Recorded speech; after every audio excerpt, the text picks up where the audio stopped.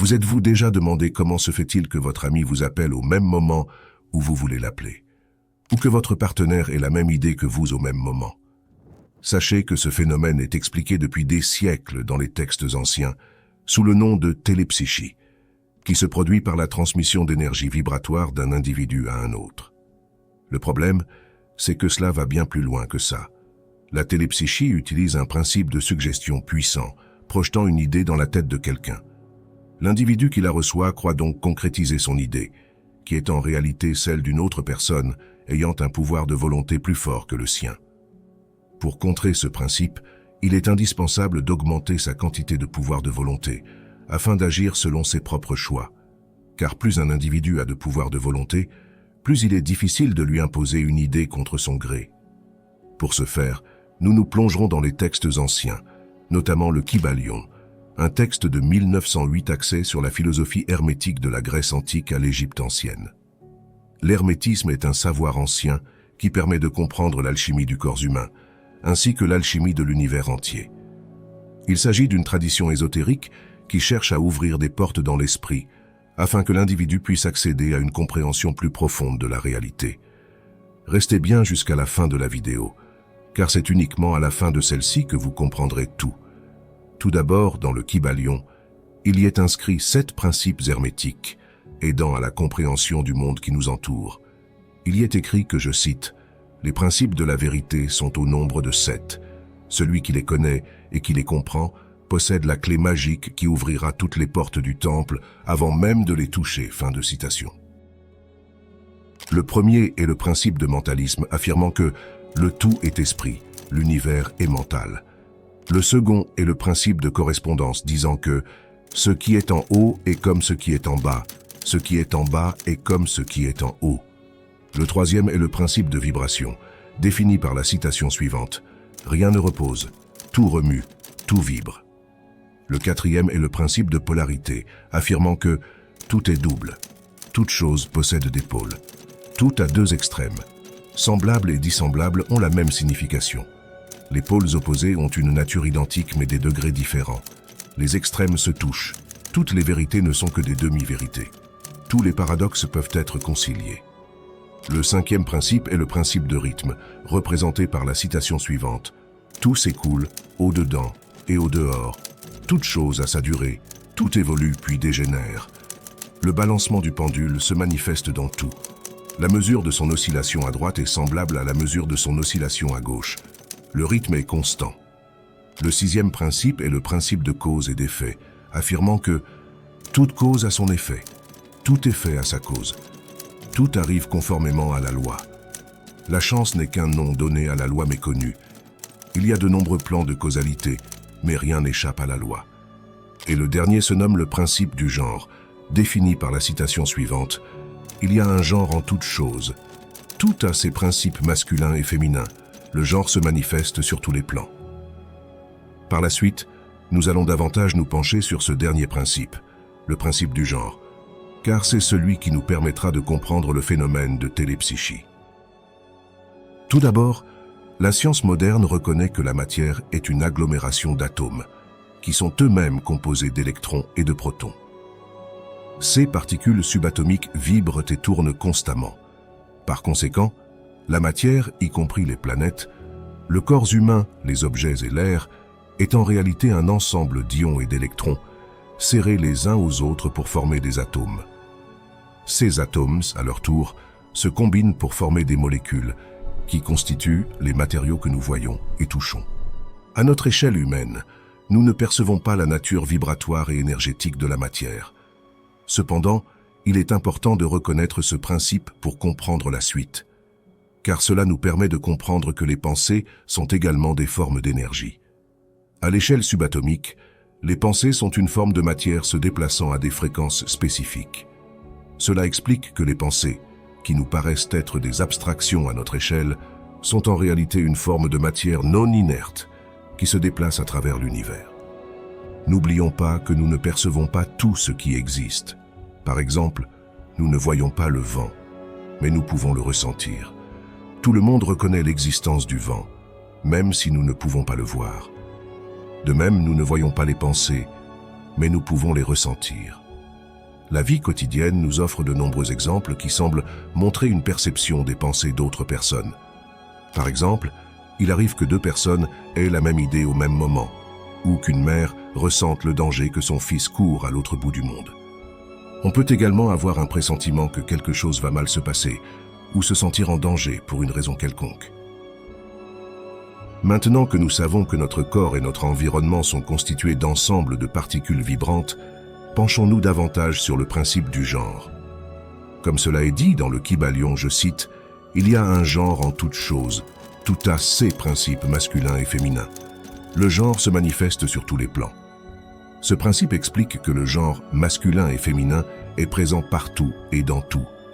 Des particules aux atomes, le genre se manifeste sur tous les plans de l'existence, y compris le plan physique, le plan mental et le plan spirituel.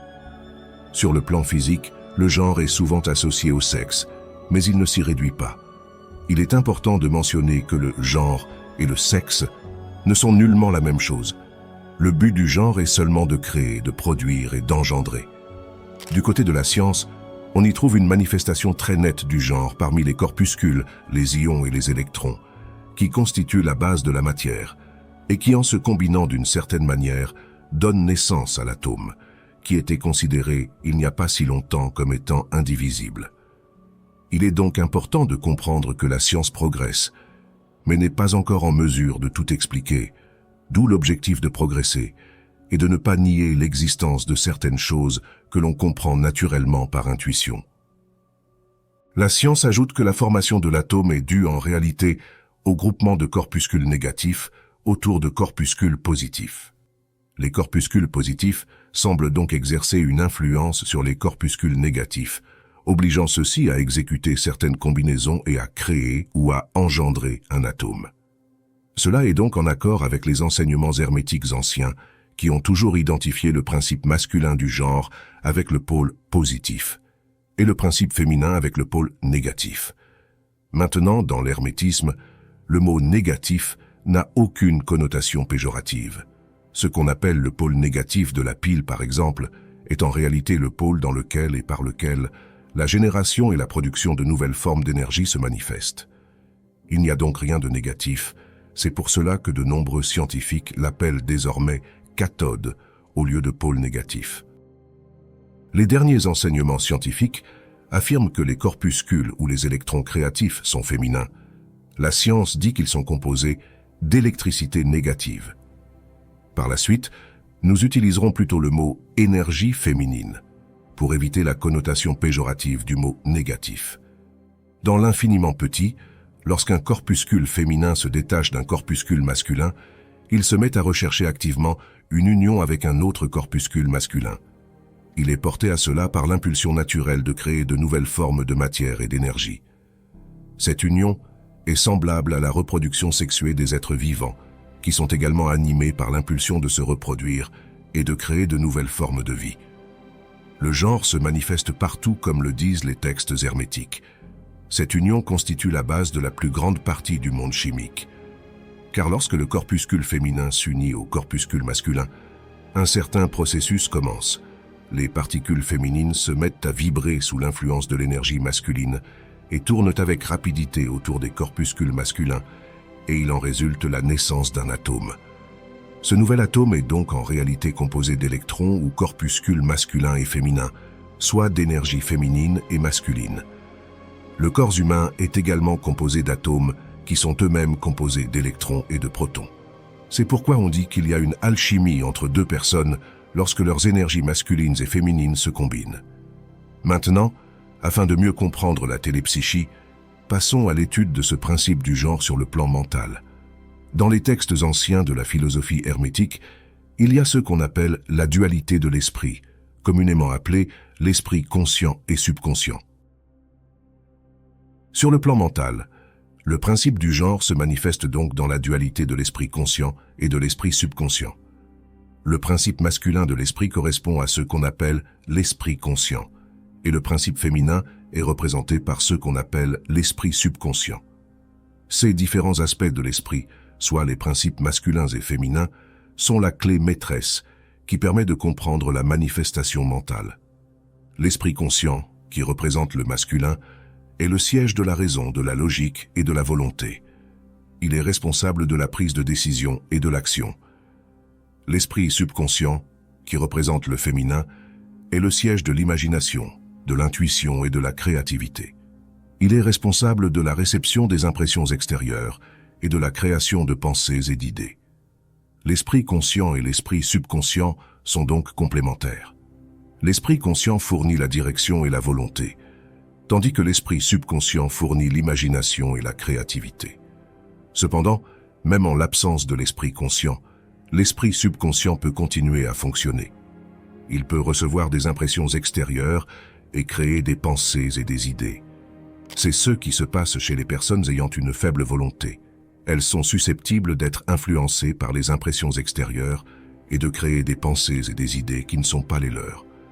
Dans le phénomène de la télépsychie, on voit comment l'énergie vibratoire du principe masculin est projetée vers le principe féminin d'un autre individu et comment ce dernier s'empare du germe de pensée et lui permet de se développer jusqu'à maturité complète. Pour l'exemple, une personne ayant une forte volonté peut imposer son idée au travers de l'esprit d'un autre individu, le forçant à matérialiser cette idée par son pouvoir de volonté. Pour l'exemple, l'hypnotisme fonctionne de la même manière. Un individu ayant une forte volonté, soit l'hypnotiseur, fait agir les autres sous sa propre influence. En soi, l'hypnotiseur représente le germe masculin de la volonté, influençant les personnes ayant une faible volonté, soit un faible principe masculin ou un faible pouvoir de volonté. L'hypnotiseur utilise donc sa volonté pour projeter ses suggestions dans l'esprit de la personne hypnotisée. Il est donc important d'avoir un équilibre entre le principe masculin et féminin pour être capable de résister à l'influence extérieure. Si le principe masculin est trop fort, on peut être tenté d'imposer sa volonté aux autres, ce qui n'est pas le but. Et à l'inverse, si le principe féminin est trop fort, on peut être trop facilement influencé par les autres. Un équilibre entre les deux principes est donc nécessaire pour être capable d'agir de manière autonome. Alors, le principe masculin de l'individu qui donne la suggestion, soit qui impose sa volonté, dirige un courant d'énergie vibratoire ou de pouvoir de volonté vers le principe féminin de l'autre individu, et celui-ci l'accepte comme étant sienne, puis agit et pense en conséquence. Alors une idée ainsi logée dans l'esprit d'une autre personne croît et se développe, puis finit par être considérée par l'individu comme faisant partie de lui, alors qu'en réalité, elle est comme l'œuf du coucou placé dans le nid du moineau, où il détruit la véritable descendance et fait sa maison à partir du nid de son hôte. Malheureusement, beaucoup de personnes ont un principe masculin paresseux, engendrant une quantité de pouvoir de volonté trop faible, les faisant agir et réfléchir sous l'influence des autres personnes, ayant un pouvoir de volonté supérieur au leur, les faisant donc penser et vouloir à leur place. Ces personnes peuvent être manipulées par les publicitaires, les politiciens ou les personnes qui ont un pouvoir de volonté supérieur au leur. À l'inverse, les hommes et les femmes vraiment puissants utilisent le principe masculin de la volonté, et c'est de ça qu'ils doivent matériellement leur force. Car leur pouvoir de volonté puissant, soit un principe masculin puissant, engendre la création et la manifestation de leurs idées via leur principe féminin. Soit un pouvoir conscient puissant, pousse le subconscient à matérialiser et concrétiser ses propres idées, et non celles des autres. Au lieu de vivre les impressions créées dans leur esprit par celui des autres, ils dominent leur propre esprit par leur volonté, ce qui leur permet d'obtenir les images mentales qu'ils désirent, et même de dominer par ce même principe l'esprit des autres individus. Mais là n'est pas le but, car la loi du retour du pendule nous rappelle que tout excès engendre son contraire. C'est pourquoi il est important de toujours veiller à garder un équilibre entre le bien et le mal.